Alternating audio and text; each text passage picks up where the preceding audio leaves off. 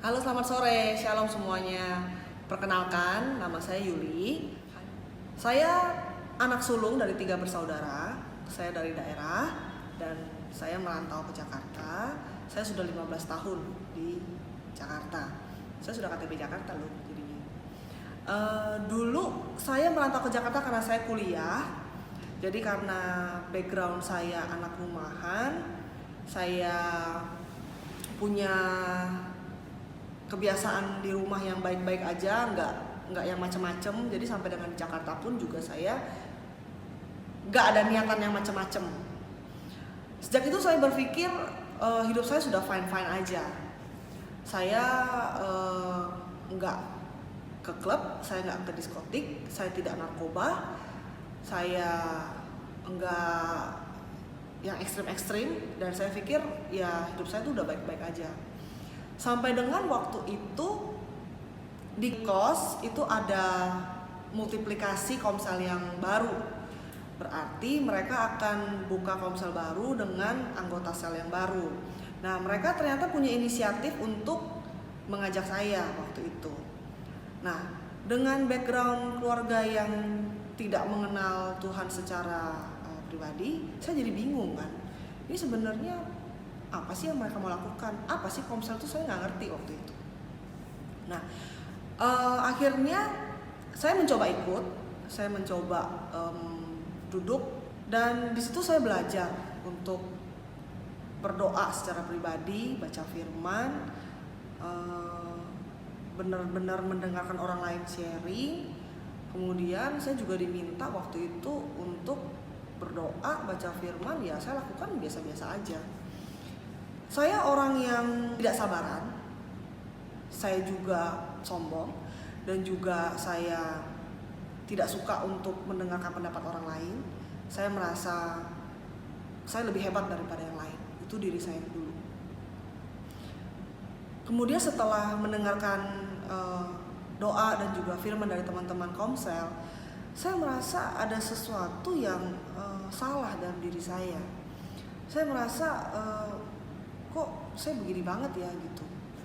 Dan juga saya jadi belajar bahwa di dalam Komsel itu mereka itu care satu sama yang lain. Mereka mendoakan ketika seseorang satu yang lain punya masalah, mereka peduli.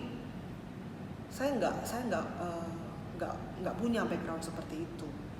Jadi saya sempat merasa Komsel itu aneh. Kemudian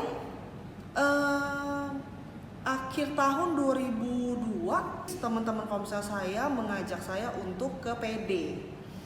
Saya dijelasin PD itu apa, persekutuan doa namanya. Saya nggak ngerti apa-apa kan, cuma tahu kan ke gereja waktu itu. Dijelasin, oh di PD itu ada berdoa bersama, ada baca firman, kan udah nih, saya udah paham nih. Dan kemudian tuh ada nyanyi-nyanyi katanya, nyanyi-nyanyi, terus ada ketemu satu dan yang lainnya. Dan akhirnya kemudian saya mencoba datang ke PD waktu itu. Nah, saya sadari bahwa dengan ke PD ada sesuatu yang mereka juga ajarkan, bahwa dengan peduli kepada orang lain, kita bisa melakukan pelayanan. Kita juga memberikan waktu kita untuk teman-teman yang lain. Setelah berjalannya waktu, dari diri saya yang dulu sampai dengan sekarang, ada beberapa peneguhan yang berkata bahwa saya sudah jauh lebih baik daripada yang dulu. Saya sudah tidak meledak-ledak kalau marah-marah kayak gitu. Bahkan saya mungkin sudah jarang marah, kata teman-teman. Kemudian juga saya jadi lebih peduli sama orang lain, dan juga saya lebih banyak mau mendengarkan. Kalau dulu kan lebih banyak mau didengarkan, itu perbedaannya. Untuk kita bertumbuh itu bukanlah suatu keinginan, tapi suatu keputusan. Keputusan kita mau atau tidak mau, bukan kita bisa atau tidak bisa. Nah, untuk bertumbuh, saya belajar bahwa kita harus menyeimbangkan 4 hal yang utama. Yang pertama adalah doa, yang kedua adalah firman, yang ketiga bertumbuh di komunitas, yang keempat melakukan pelayanan. keempat hal ini tidak boleh ada satu yang tidak seimbang, sehingga membuat proses pertumbuhan dalam diri kita itu terhambat.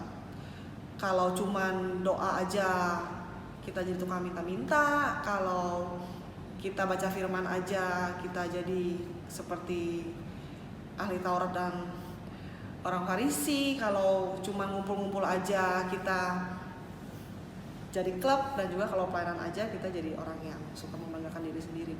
Jadi saya bersyukur di komunitas Thomas saya belajar untuk menyeimbangkan hal itu semua, dan saya percaya diri saya yang saat ini bukan hanya campur tangan dari Tuhan, tapi dari teman-teman semua yang sudah Tuhan percayakan dalam hidup saya. Dan saya tahu bahwa Tuhan sudah menolong saya sampai dengan saat ini. Dan saya percaya Tuhan yang sama akan menolong dan juga memberikan yang terbaik buat teman-teman semua seperti yang saya alami. Itu aja sharing saya hari ini. Saya percaya boleh memberikan suatu insight yang baru buat teman-teman, dan Tuhan memberkati kita semua.